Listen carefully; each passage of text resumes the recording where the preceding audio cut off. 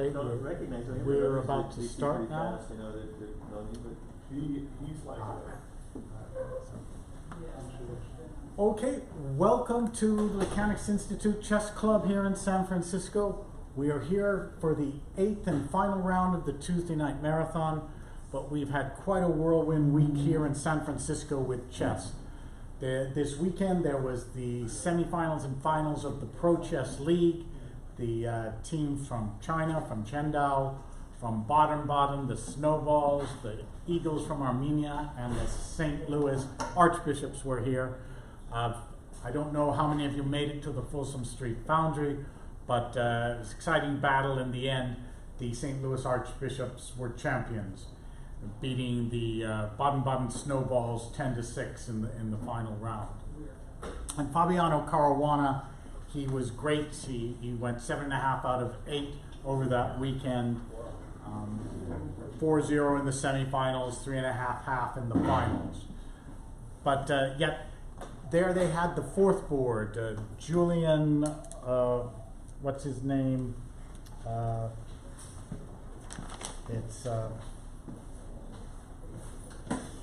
He's just a national master, but Julian Prolico, and he was playing these grandmasters, international masters, and he kept fighting, wouldn't give up, lose a piece, lose a rook, but it's down to seconds and stuff. And he managed to go 2 out of 4 against these much higher rated people.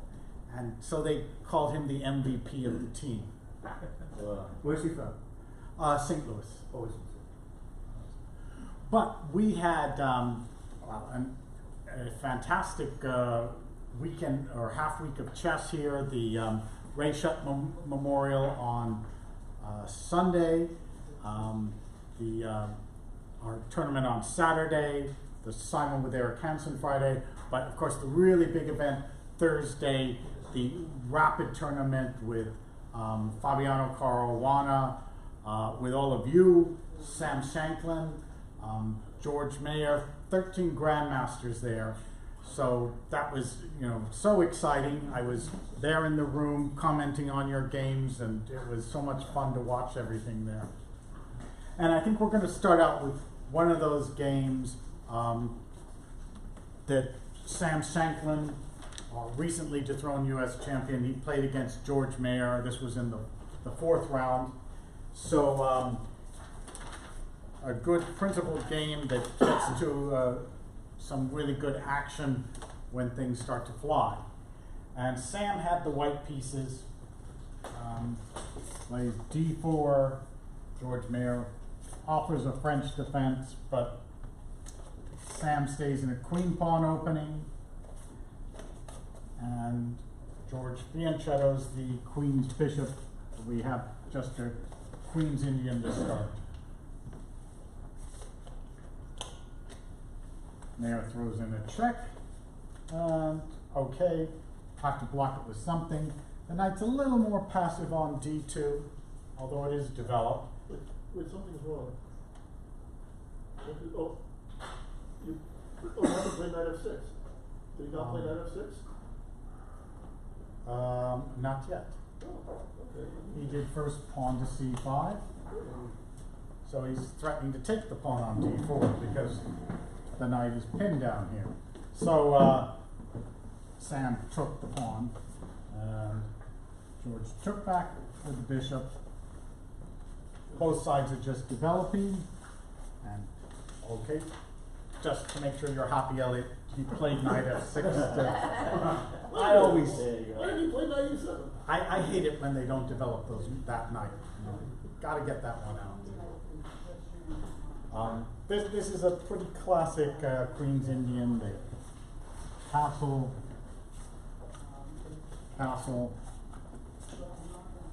pawn to b3, and here Mayer makes sort of a good long-term decision.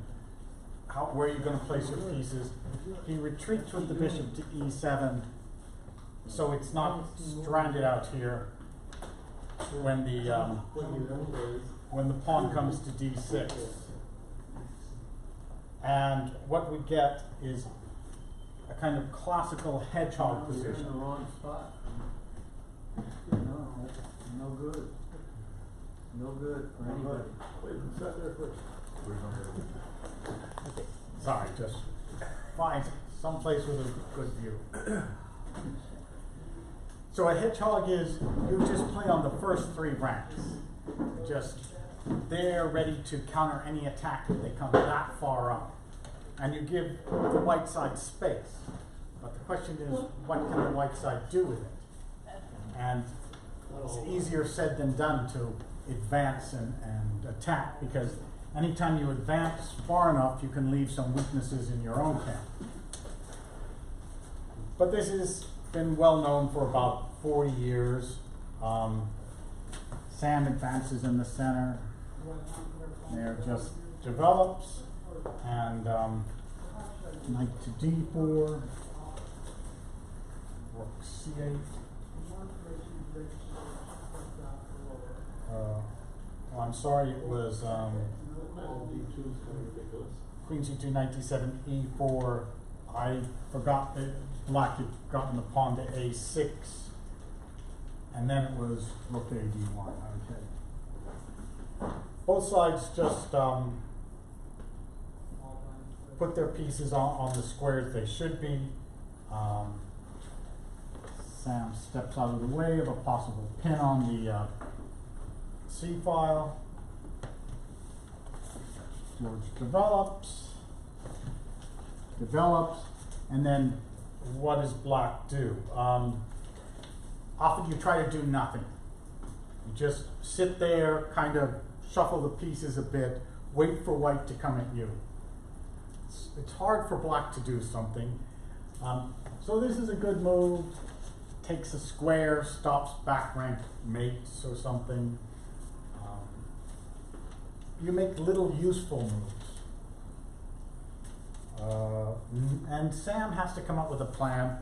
Of course, Sam, he was the 2nd ranked player in the tournament. He has the white pieces he wants to win. So first, this knight's a little passive on that square, kind of relocates it. Queen gets out of the way. Knight e3. And George plays knight c5, so there's 3 of them on the e pawn. And pawn to f3, it needs to be played, but okay, it's a little bit passive, and you'd say black's equalized in this position. Even though white has more space, black's got nicely active pieces ready for any action.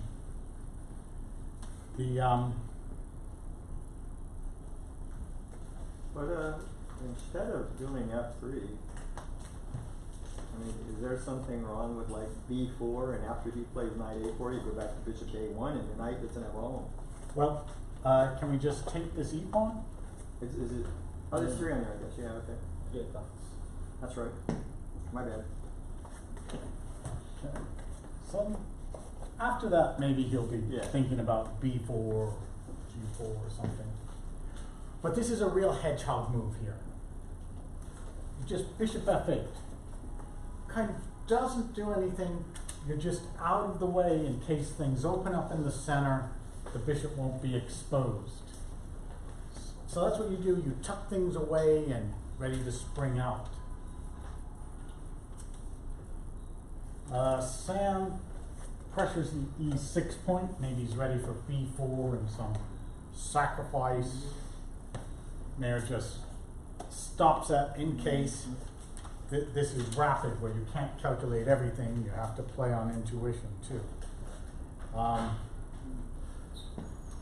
And now, what to do with white? This Actually, that's even more clever, because the knight on e3 is floating in some, so d5 breaks. good point. The breaks black looks to do, if he can get him in, are like the b5 break or the d5 break that just open up your pieces. But you have to be careful not to lose a pawn, or sometimes he bypasses and you lack space. So you have to time that break very carefully. Sam goes back. Knight to e2. just maneuvering, trying to find the right plan. And, okay, maybe b4 is coming, he just goes back, kind of waiting. Sam comes knight to c3, and you could just wait for with the black side, but if you can get one of your breaks in, that's really good. So this is a terrific move. Pawn to b5, opening up the queen side here. Trying to get rid of this Maroczy-blind pawn that keeps you cramped. And the question is, of course, what if you take the pawn? Because if you don't take, okay, he at least opens that up a bit. He takes it, he can play d5. Well, he took it, and his plan was just to take it back, which he did. And when Sam took the pawn on b5, he countered bishop takes e4, so he gets his pawn back. And it's kind of nice saying, okay, I'm going to lose a bishop for a knight, but we'll take a look at the position after it happens. Pawn takes the bishop on e4, queen takes the knight. Material is even, white has two bishops, but you look at the pawn structure. And this one's isolated, so the e5 square is kind of nice. And you've got 1, 2, 3 pawn islands, as opposed to just one. So that's a very nice thing. These are two passed pawns in the endgame, but before the endgame, the gods place the middle game. And yeah, this king is a lot more exposed than that one. And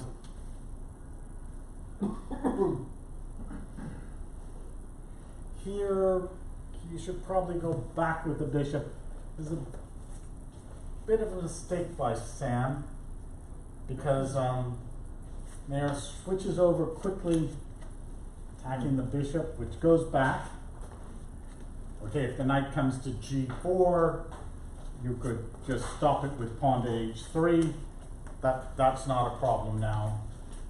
But what comes, and I think Mike would surely suggest this move. So, Push that pawn. which one? The d5. The d pawn, yes. Boom, in the center. You kind of weakened it after the pawn to b5 push, and now the d pawn gives you control over the center there. And Sam's a bit on the run because this bishop is coming out to c5, check, combined with the knight to g4. And White's got to be really careful here. So Sam runs back with the knight. At least he covers g4. And so then George comes out with the bishop. That's the natural, powerful diagonal. And now knight g4 is an enormous threat. So Sam stops that with bishop to d4. Okay, he's got things covered. He's Sam Shanklin after all. But Mayer just takes on e4, and Sam has to take his pawn back.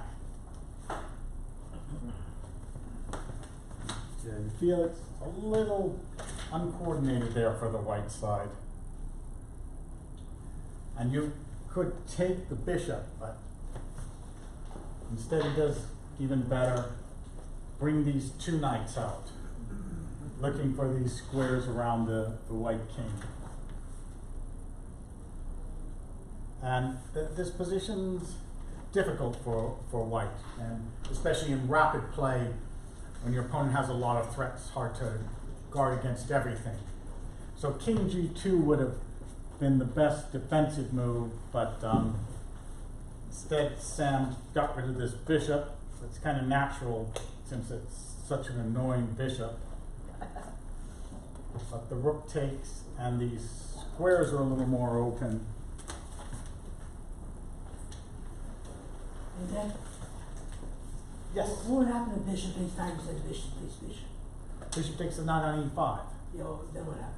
Oh, that's interesting. We let's pause and consider. There's you have a bishop here. So you can take the knight on e5.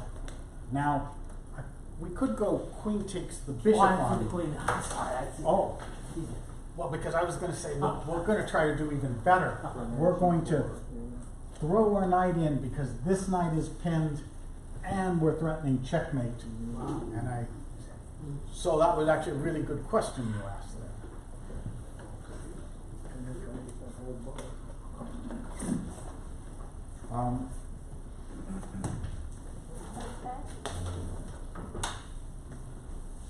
So he takes the bishop, rook takes, and just retreat, cover the king. That's with all those black pieces around you. You got to do your best. There's a lot of possibilities for black here. This next move is nice, though. With the bishop's gone, you hit the knight on e3, and maybe rook takes, knight g4, h2. It just gives yourself more tactical possibilities. So Sam stops that with h3, and time to invade. This bishop is the defender. George goes check. Bishop has to take it. Queen takes. And knight to f1 guards the g3 pawn. Sam is covering the squares. Okay, he's got his rooks here, his knight. He's holding on even if it feels like there's a lot of air over here. All those men on the back range. Oh, sorry, what was that? All those men are on the back range. That's true. All those pieces. Yeah, he's the one playing the hedgehog now. Is that on the pawns direction? No, there's not much fence there. So, I'd ask you what to do here. I hope you'd play this next move. You say, I don't know exactly, you can look for tactics, but you always want to get all your pieces into play. This is a powerful rook, so just put it in the attack before you even start looking for things. And Sam, okay, now covers the second rank. Can switch over. This next move is very instructive.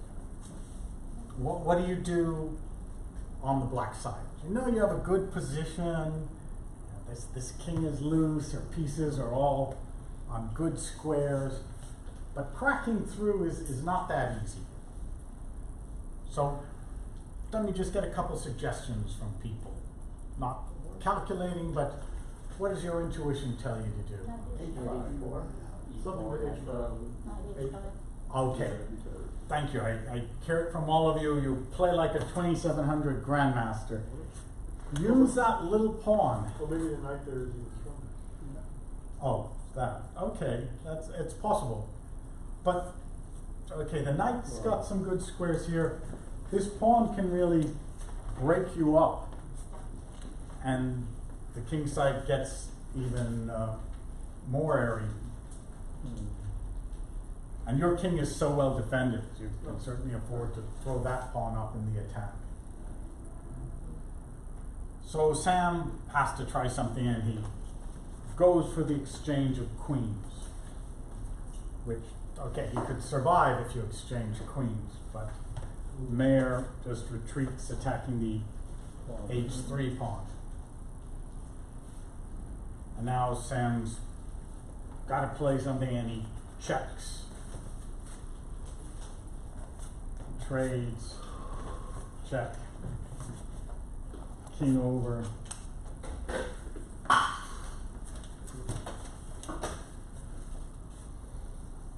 So, yeah, difficult position here.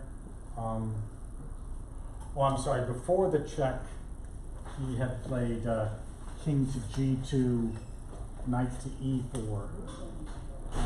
Shall we go back for the... Yeah. Oh yeah, let's go back. I was too eager to check. I was checking my debate. And Grandmaster C check and Grandmaster D check. yeah, well, Sam restrained himself, guarding the h pawn, and then the knight came in. Also a nice square for the knight, and then the check, which they are traded, and now he's threatening queen to f2 check in the end. So Sam retreats queen to d4, kind of got things covered, but not really. Check, and the black pieces have won the battle. Down, knight takes g3, that's a pawn with so many threats. And they're down to seconds at this point. So,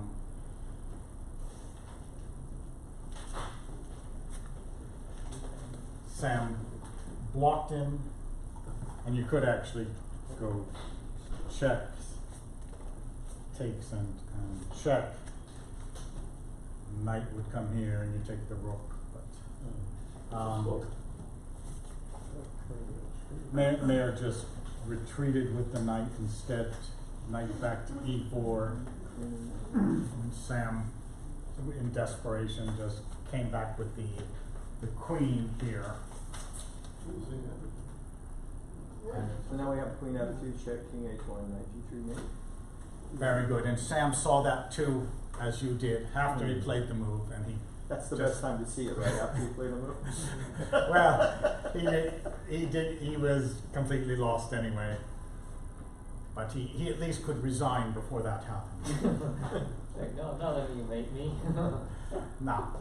You have to have some pride there.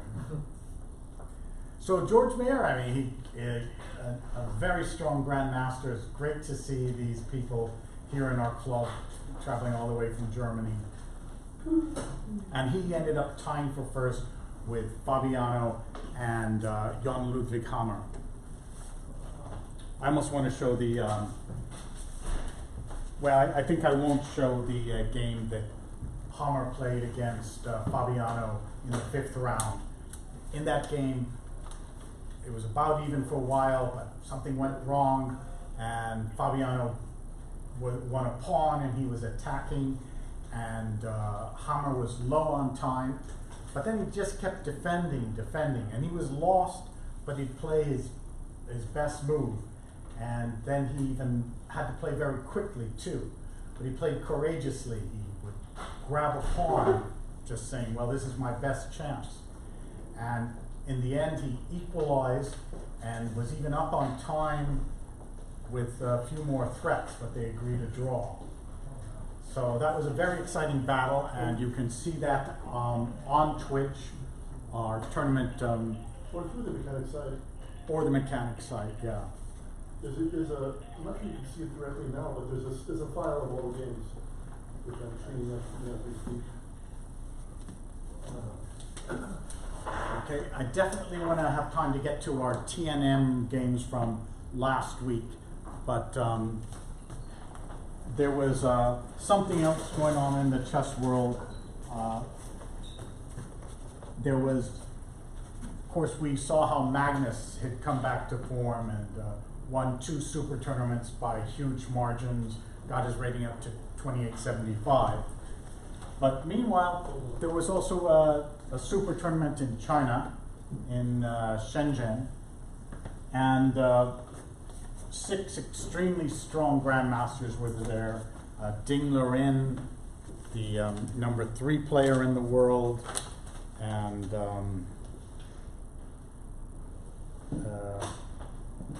yes, there's Rapport from Hungary, the most promising junior in the world, Yakovenko from Russia, Yu Yanji from China, and there was Geary from the Netherlands.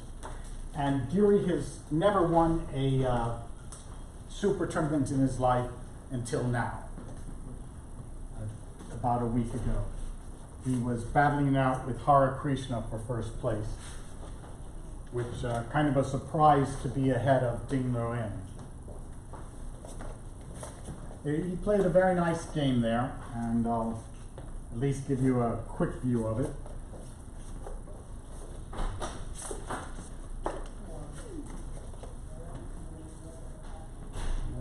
What are we missing? Ah, there we go.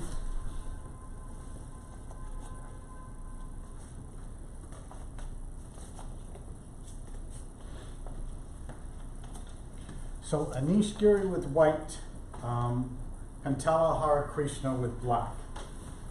The deciding game of the event, which was Tidao Masters.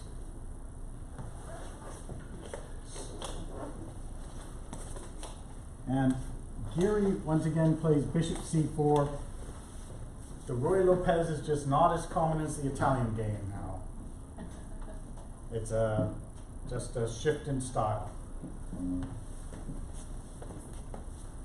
So we play a classical Italian game. Pawn to D3, because pawn to D4 is what they played hundreds of years ago, and they figured out how black gets equality quite in a straightforward manner. Castle, I'm sorry, it is D3, so black's move, black castles, white castles, and Hare Krishna, instead of D6, plays the more aggressive pawn to D5. That immediately opens the board.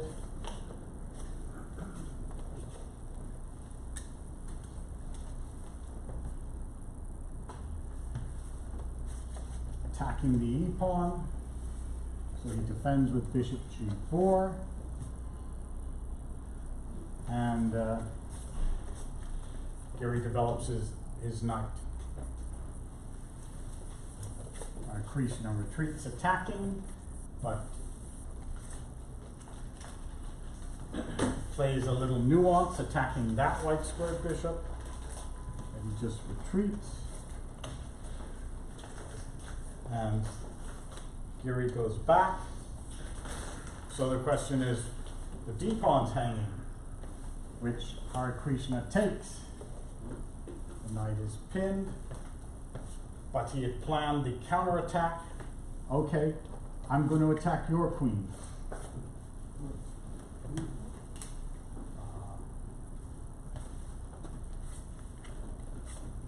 Hare Krishna took, Giri took. Trades this bishop, and quite a good move taking with the pawn. So you have B pawn can be used, you have a file. It's the bishop is now attacked, so it had to retreat. Pawn to B4, and this is the end of the opening. This is actually their preparation. But white's got a slight advantage.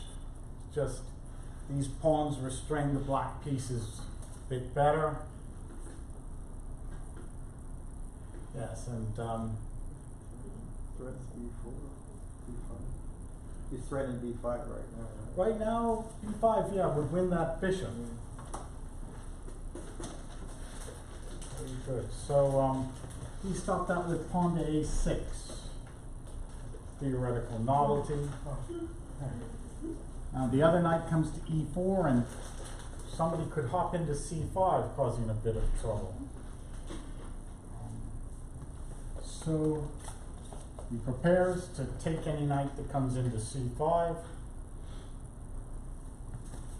but develop on that pawn, so that needs to be guarded.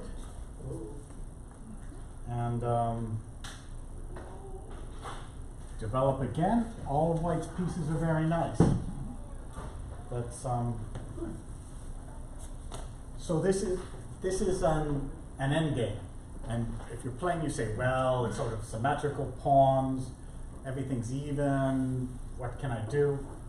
But if you have your pieces on good squares, he's tied down a bit, you can get in trouble. At this point, what to do with white? All your pieces on good squares, kind of like the other game.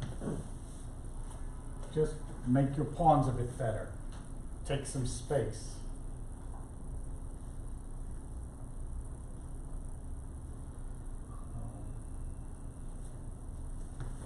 Bishop retreats. King, just make your king a little better.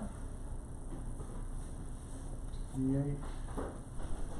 And you'll see his plan here. Bishop on a nice safe square, G3. High Krishna plays pawn to F6. And it vamps. Okay, we're putting it on the same color as the bishop, but that pawn's coming to F5. You just take more space. Some squares down there. This E6 square is becoming weak.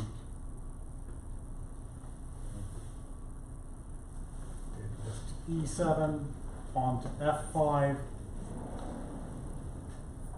I guess I have a question. Could black try something like F5 himself? In, say, this position? Yeah. Pawn to F5. Not even 7. I guess you would take it, and you know, I want to put a knight around E6. I think they're double, but I think it's still a pretty good pawn. Okay. Oh, yeah. I guess if he cleared it for that reason, he'd have F6 for his knight, right? So, Oh, you mean to bring the knight into F6? yeah, at some point. You could. Again, I may just go bypass you and go to E6. Also, you know, the C5 square is no longer protected if you bring your knight over there. Very good. Very good, Renata. That looks like a good move. Here, there, here, this. You know, it's a little hard for black to get good squares for his pieces.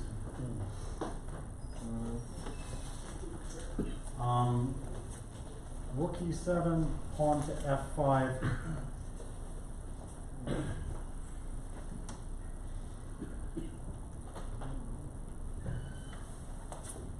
Rook to double on the file, so he's on that knight.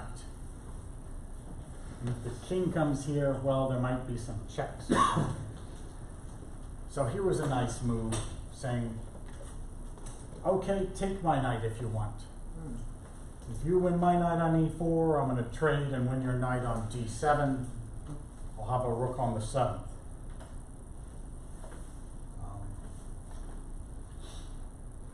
Yeah, that pawn would be targeted by a rook on, say rook takes, rook takes, rook takes, and yeah, that one's going to be a goner.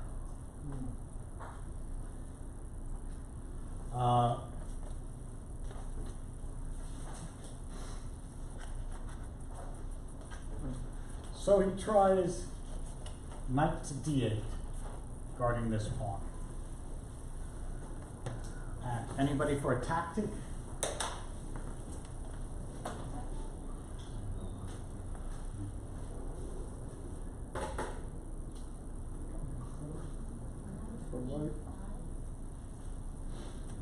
Knight takes F6.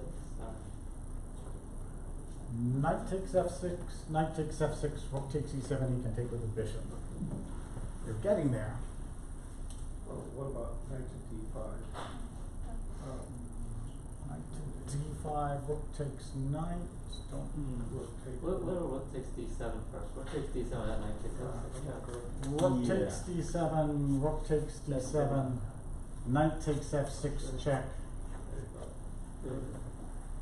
and you come out ahead. Very good.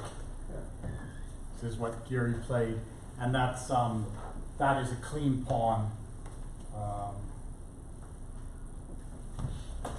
Actually, the game doesn't last too much longer after this because not only is he a pawn up, but he's got a terrific position. You know, the pawn's on white, the knight covering some really key squares.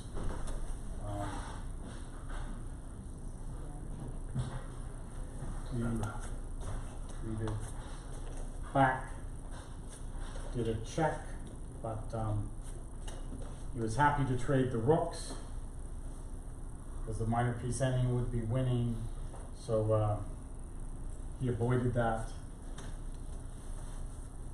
but then jumped in with the knight, takes check, king came to e8, but he took the pawn on c7. And normally the game lasted about 5-6 more moves. Normally I'd go through it, but there's so many of your games I want to get to today. So Gary won the ending. Finally he won a super tournament. Magnus trolled him that, you know, oh no, now I have to worry, I can't tease him anymore, that he's never won a big event. And Gary moved his rating up to number 4 in the world. So Wow. he's coming back. I think there are 4 serious challengers for the next World Championship cycle. Of course, Fabiano, Dinglerin, and Gary is starting to play very well again. He's a former 2800 player, so he might be the one who wins the candidates next time. Where's the Russian? Pardon? Where's the Russian? That's, you know, the highest rated Russian is Nepomniachtchi. Kramnik's retired, Grishuk's just not done things for about 10 years. Who else do they have? Svidler's. Slowing down. Yeah, he's not Russian, so he's Oh, okay. he's yes, the 5th ranked player in the world, I think. So he has a chance to do something in the World Championship cycle. Karyakin's, you know, he's not old, he's 29 or something, but he's been around for so long, since he was 12, the youngest grandmaster ever, 12 years, some months, and he seems to have lost steam. So, you know, how long can you keep pushing at the top level before you kind of tire out? Wasn't he Ukrainian and changed over to Russian? Yes. Oh, Carolina. Karyakin, he was actually Crimean. So he switched over to Russia before Crimea switched over. He was on the head of the curve there. And he's a Putin fan. So helps his support there. Anyway, on to the greatest tournament in the world, games from the Tuesday Night Marathon. Okay.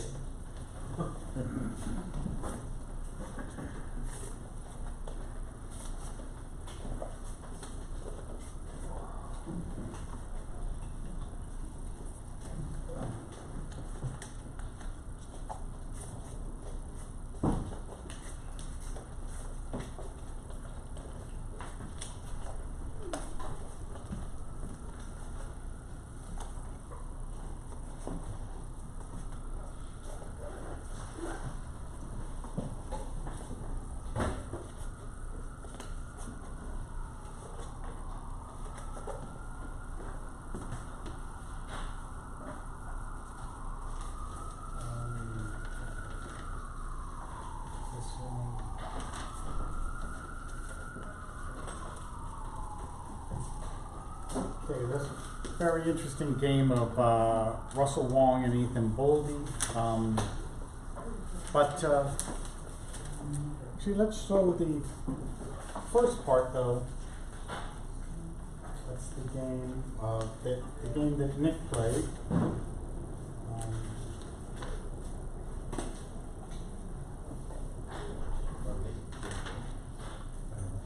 Who was that against? It was Algeria? oh yeah, Gaji.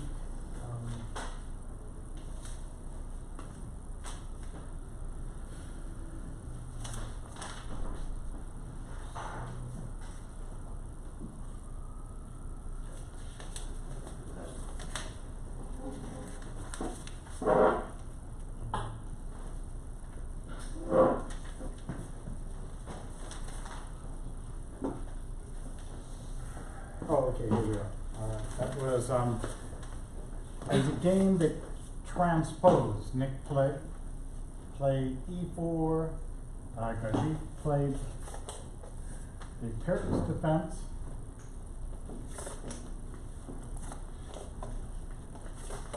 And the pawn G6. F4, very nice and aggressive. Bishop, knight to F3, castles. So bishop D3 is most normal, but bishop E2 is one of the moves. And Gajit plays pawn to C5. I guess if pawn takes, the queen can come to A5. So Nick just castles, and after pawn takes, knight takes, knight C6 we've transposed into a Sicilian dragon. And bishop B3 would be the most usual move, queen to B6 after that. You played king to H1 to get out of this long diagonal, but I think he would have this knight takes E4 uncovering on the D4 knight, and you would try to get rid of it. Knight takes the knight, attacking his queen, but then knight takes knight, attacking your queen, and I think he comes out a pawn ahead after everything. Just a tactic to be aware of for the next time. Gajit thought that's all very frightening and complicated, and liked his position anyway, so he just traded queen takes, and now there's no discoveries by the knight that are worthwhile. So pawn to A6, pawn to F5, kind of attacking, and now knight D7, uncovering on the queen. Queen to D1. All right, black's got some queenside play. Nick will have some moves to get over to the king side to look for an attack. But this queen D1 was a very sneaky move. That's now Gajit plays pawn to B5, and Nick decides, well, let's go over for the king side attack and takes immediately here. And now maybe pawn takes with the H pawn. We're going to have queen to E1, queen to H4, knight to D5. Things, plan of queen here, and bishop H6. Some real attacking possibilities there. So as you kind of worried about that, says, okay, I'm going to just take with the F pawn, and my king's going to be safe. And this queen had just been in the center, and it went all the way back to D1. So he was very surprised by the next move. And Nick hit him with queen D5 check. And that was basically the end of the game, because he wins the rook there. What game was this? This was Nick Cesaris against Gajit. Bye-bye. Congratulations. Now, don't ever make mistakes. You know, Gagik always, his favorite two words are Gagik wins. This time it was not to be. Well, I enjoyed this, and I enjoyed like your queen maneuvers and coming back. But I'm not going to continue. You won nicely after this, so we'll move on to another of our games.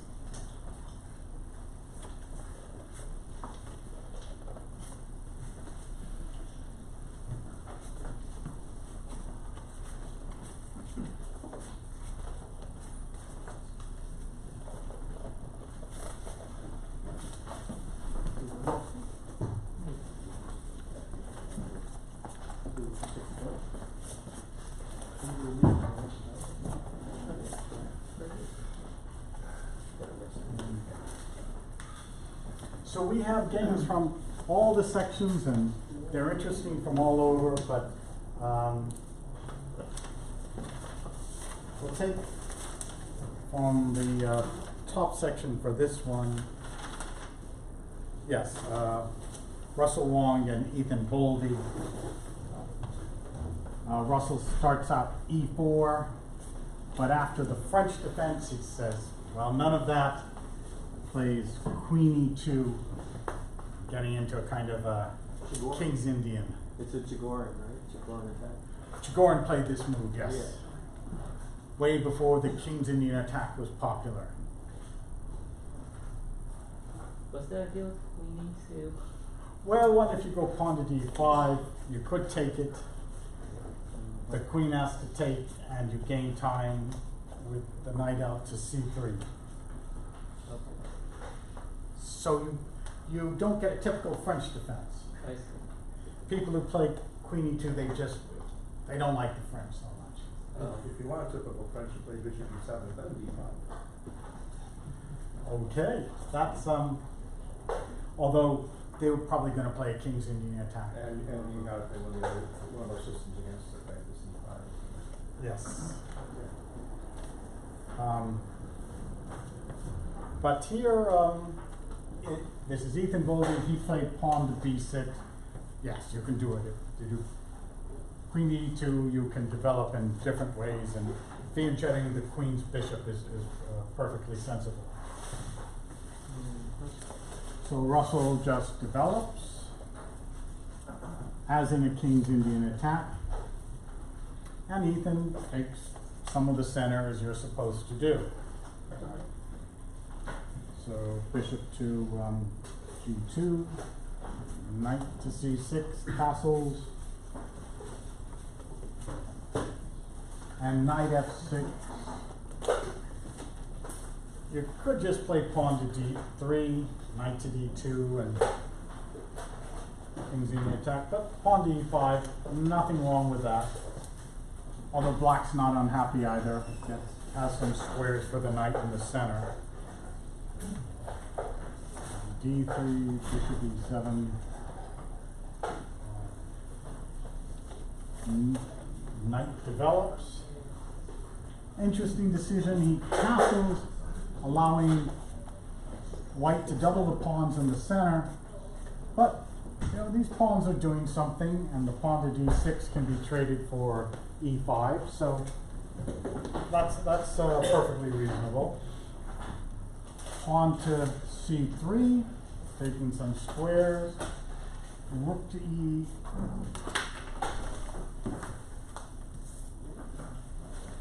E8, and pawn D4 to make your pawn center. So he does something very tricky now. He takes this, giving yourself these isolated pawns.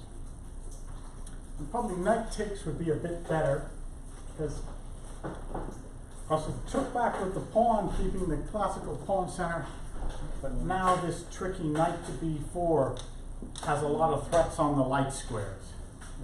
So he had to be very careful here. To his credit, he was. First, he gets out of the potential pin on the diagonal. Bishop threatens the queen, and you have to worry about a knight fork on C2. So queen came to D2. Rook came to C8. So a knight or a rook coming down there. Oh, looks really uncomfortable. But here was good defense. Just retreat, cover the squares. You have to do it, you have to do it. And you get to kick this knight back. So, actually that sort of equalizes. The bishop retreated here so that after knight's attack, he wanted to retreat to A6 on the B4. Knight came around, headed to the E6 square.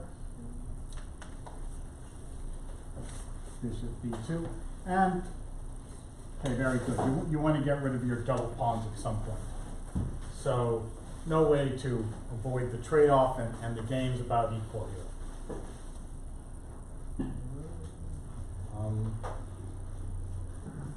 did knight c2, getting this knight into a better square. Knight e6. It looks like maybe knight d3 was a decent, option. That's possible. That's possible. Controlling e5 and maybe go to f4. I think that's quite possible. Yeah, and you also keep the c file open for your rook. With being short of time, I'll get straight to the Sure, game. They did knight e3, kind of pressuring that pawn. And now this very interesting move, bishop to g5, pinning that. Very provocative, because the question is, what do you do on pawn to f4? You've got 2 on the pawn, pushing the pieces around. Like this. Yes, at this point there's no choice. You've got to do it. Well, the choice is bishop takes too. That's possible. You have to sacrifice somebody there. And he sacrificed the knight, which I think is good because, okay, you've got some pressure from that bishop, that diagonal.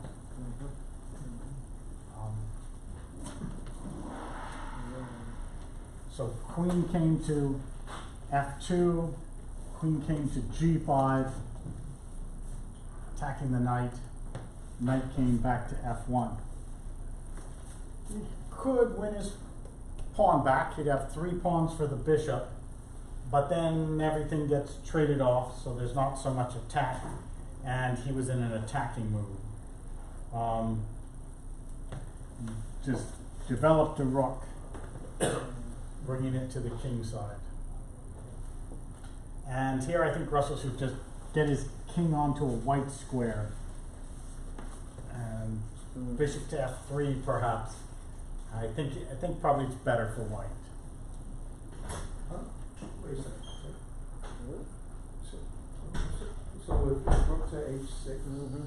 Okay, I have a knight here. Yeah, but I won't play bishop to h6 next and get rid of it.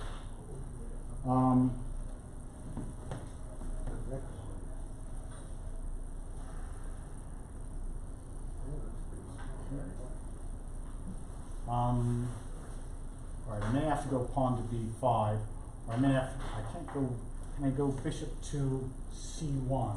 No, bishop takes too many on it.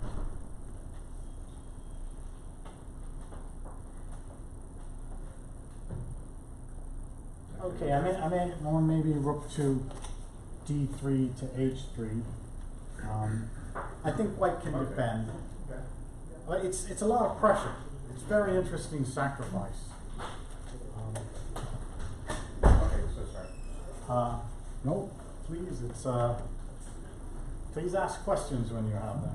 So is the rook on e6 or e8? Rook is on e6. So he did pawn takes to save the pawn. Rook takes, and here he played b5, being afraid of that bishop coming out. But that move is a little slow.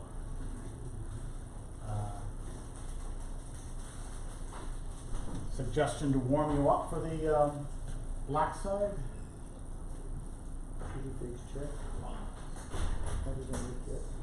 There's a knight on f1. Well, he played rook to f6. Now he's threatening check. Now it's getting a little difficult.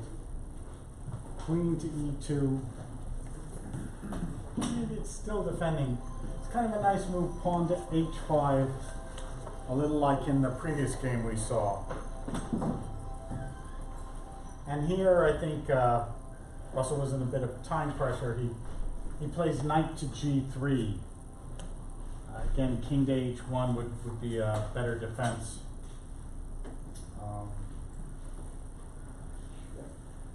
Yeah, with that he had the check. King over, and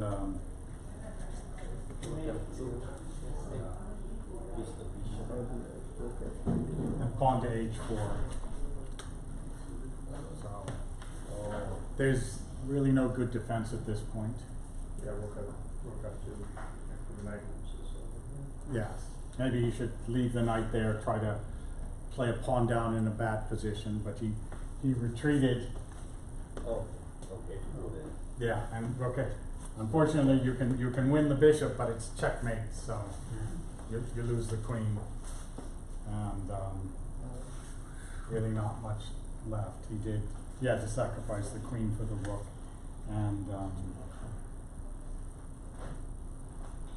he takes f2, rook to d3, and invading with rook c2, so it's all over. I guess the score says bishop to c1, trying to push the queen off, but too many pieces.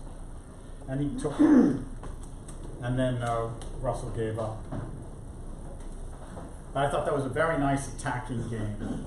Sacrifice, the active pieces.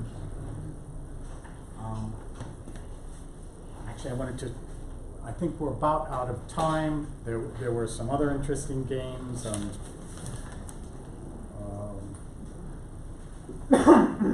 But Mike Hilliard had a nice win in the end game. That's a rare one. It's very good. You made a mistake, but then you came back very well, and your pawns were marching in the end game. But I guess we'll stop for today before your important last round. Good luck.